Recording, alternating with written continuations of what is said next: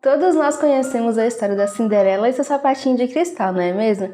Mas você sabia que existe uma parte dessa história que poucos desconhecem e que tem origem lá na China? Bom, na versão mais popular contada pelos irmãos Grimm, quando a madrasta má tenta colocar o sapatinho encontrado pelo príncipe no pé de sua filha mais velha e vê que ele não cabe de jeito nenhum, ela imediatamente decide cortar o dedo do pé da própria filha para que ele coubesse no pequeno sapatinho e assim fosse a escolhida a se casar com o príncipe. No entanto, o plano não dá muito certo e por isso a irmã mais nova corta o próprio calcanhar.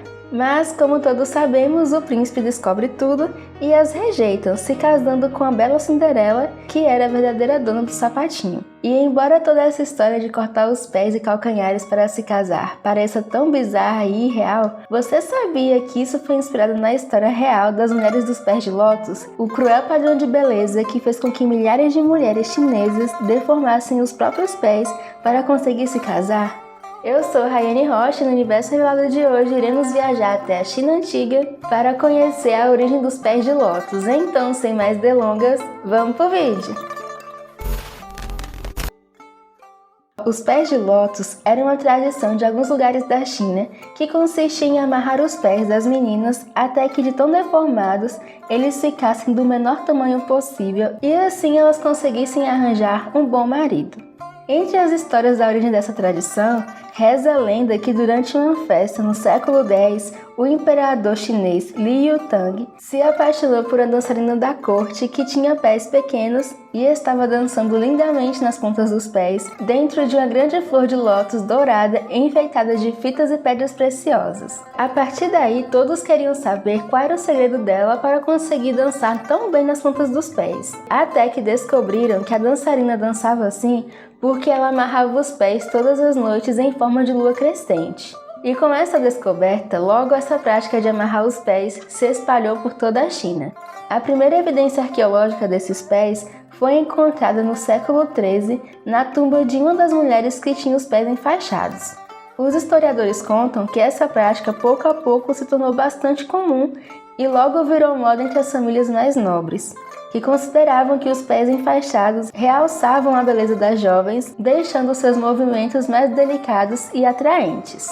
E por isso, eles costumavam zombar dos pés normais, dizendo que os pés comuns eram feios e desajeitados. Além dessa lenda da dançarina, os pés de lótus receberam esse nome porque a sua forma é semelhante a um botão de uma flor de lótus, tão comum por toda a China. Com essa moda, os pés de lótus logo se tornaram um símbolo de status, pois muitos acreditavam que somente as meninas ricas podiam se dar o luxo de enfaixar os pés, já que elas eram as únicas que tinham condições financeiras de ter vários servos para fazer tudo para elas, pois com os pés enfaixados seria muito difícil de conseguir fazer os afazeres domésticos sozinha. Porém, não demorou muito para que toda a população quisesse imitar essa prática, e logo até as famílias mais pobres começaram a obrigar suas filhas a fazerem isso, mesmo que eles não tivessem nenhum servo.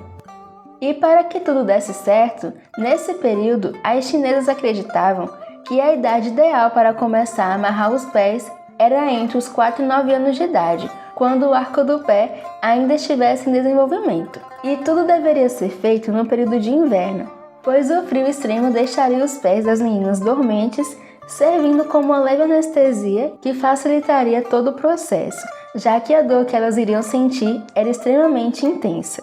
E o mais chocante de tudo era como esse procedimento era feito. Primeiro, um membro mais velho da família do sexo feminino colocava os pés das meninas dentro de uma mistura quente de ervas e sangue de algum animal para que as articulações amolecessem. Em seguida, elas cortavam as unhas dos pés o mais curto possível e então enrolavam os dedos dos pés com muita força, retorcendo os dedos em direção à sola do pé, até que todos os dedos e o arco do pé fossem totalmente quebrados. Depois disso, os pés eram amarrados bem apertados com tiras de tecido para impedir o crescimento e ajudar a cicatrizar as fraturas. Por último, elas amarravam as pontas do tecido com um nó cego para que as meninas, no desespero, não conseguissem desamarrar.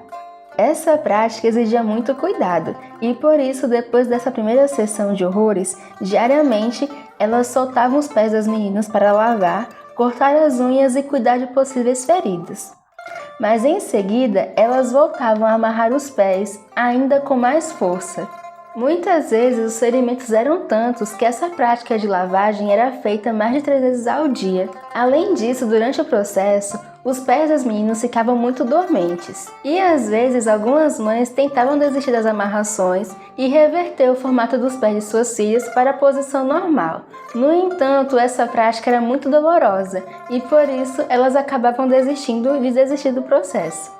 Há relatos de que muitas mães não aguentavam ver o sofrimento de suas filhas e por isso elas eram proibidas de fazer as amarrações, tendo que deixar isso nas mãos da mulher mais velha da família ou então chamar uma das inúmeras profissionais em amarrar os pés para fazer todas as amarrações que eram feitas regularmente até que as meninas se tornassem adolescentes com pés pequenos. Quando isso acontecia, os pés eram finalmente soltos.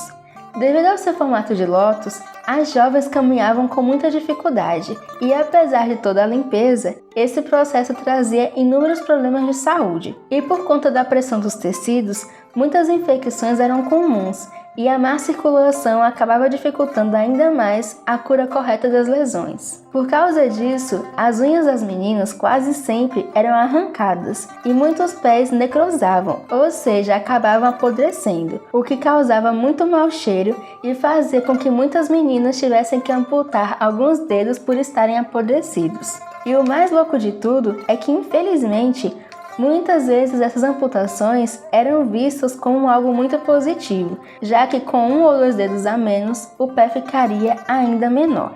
Inclusive, dizem até que algumas meninas causavam essas infecções de propósito, colocando cacos de vidro entre as veias para que assim os pés ficassem ainda mais feridos, mesmo sabendo que essas infecções poderiam levá-las à morte. Para vocês terem ideia, muitos historiadores contam que cerca de 10% das meninas podem ter morrido por causa dessas infecções. E as que sobreviveram tinham muita dificuldade para caminhar e ainda que conseguissem realizar algumas atividades, muitas delas acabavam tendo paralisia ou atrofia muscular. Durante o século XIX, estima-se que metade da população feminina da China tinha os pés enfaixados. E quando se tratava das mulheres da classe alta, esse número subia para 100%. Já que os pés de lótus eram um símbolo importantíssimo de beleza e de alto status social. Por isso, nesse período, ter pés pequenos em formato de lótus era visto como um grande passaporte para um bom casamento, já que os homens da época pensavam que os pés de lótus demonstravam que a mulher era disciplinada, resistente e capaz.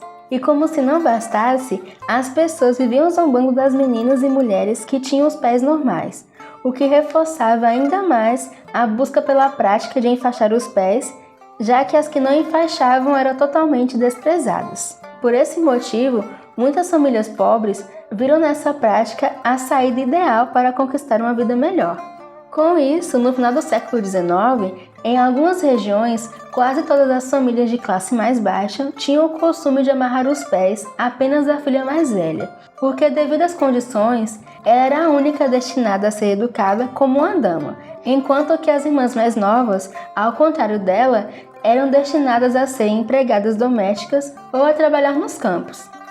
Por um bom tempo, os pés de lótus eram símbolos de orgulho para as famílias, e os maridos e pais se sentiam super homenageados quando os pés de suas esposas e filhas atingiam o tamanho ideal de 10 centímetros ou menos, já que essa sociedade tinha o costume de chamar os pés desse tamanho de lótus de ouro, enquanto que os pés com mais de 13 centímetros não eram tão valiosos a ponto de chamar a atenção de um bom pretendente, e por isso eram chamados de lótus de ferro. Com isso, esse orgulho pelos pés pequenos era refletido nos sapatos elegantes de algodão e seda bordados usados por elas, que de tão pequenos cabiam na palma da mão, e tinham uma estrutura perfeita de apoio para que elas conseguissem caminhar, pois para muitas mulheres era quase impossível conseguir se equilibrar sem o apoio desses sapatos. Porém, havia muitas mulheres que, de tão acostumadas com os pés de lótus, conseguiam andar e inclusive trabalhar em lavouras de arroz, claro que com algumas limitações. Mas ao contrário do que muitos pensam, as moças de classe baixa, que eram destinadas a serem educadas como damas, não levavam a vida fácil de apenas cuidar de sua beleza, Pelo contrário, elas cumpriam um propósito econômico importante na área da manufatura, especialmente no campo, onde meninas de 6 anos já realizavam muitos trabalhos manuais. Com os pés amarrados e passando horas por dia sentadas fazendo esses trabalhos, as meninas chinesas sofriam com quedas frequentes, porque viver assim desde a infância, além de deformar os pés, deformava também os ossos do quadril e coluna, aumentando ainda mais os riscos de fraturas do fêmur. Até que finalmente, no final do século XIX, um grupo de reformistas chineses desafiaram essa prática, tentando convencer os governantes a bani-la para sempre. No entanto, não deu muito certo, porque, por trás dos pés de lótus, havia uma lógica econômica muito clara e cruel, onde muitas jovens eram submetidas ao processo de enfaixar os pés, enganadas com a ideia de conquistar um marido, quando na verdade essa era apenas uma maneira de garantir que elas permanecessem sentadas e trabalhassem em uma tarefa chata e sedentária por muitas horas durante o dia, fazendo produtos como o fio, o pano, as esteiras, os sapatos e as redes de pesca que sustentavam tantas famílias. No entanto, no início do século XX, com o surgimento de movimentos feministas, as campanhas anti-pés de lótus ganharam mais força e, com isso, a tradição dos pés de lótus começou a enfraquecer. E quando os tecidos deixaram de ser feitos à mão e passaram a ser produzidos por máquinas em grandes fábricas, a prática de enfaixar os pés foi finalmente completamente proibida até os dias de hoje, com o decreto do governo comunista chinês que tomou o poder no final dos anos 40. Porém, há relatos de que naquela época, mesmo depois da proibição, a prática dos pés de lótus continuou por muito tempo em regiões afastadas, onde ainda era mais viável economicamente fazer produtos de forma manual, como os tecidos decorados. E por isso, ainda nos dias de hoje, é possível encontrar alguns idosos nas zonas rurais da China que exibem seus pés deformados e contam a sua triste história com esse padrão de beleza. E você, já conhece essa história? Me conta aqui nos comentários. E se você chegou até aqui, não esqueça de deixar aquele like e se inscrever aqui no canal para conhecer outras histórias e curiosidades como essa. Muito obrigada pela companhia e até o próximo vídeo. Tchau!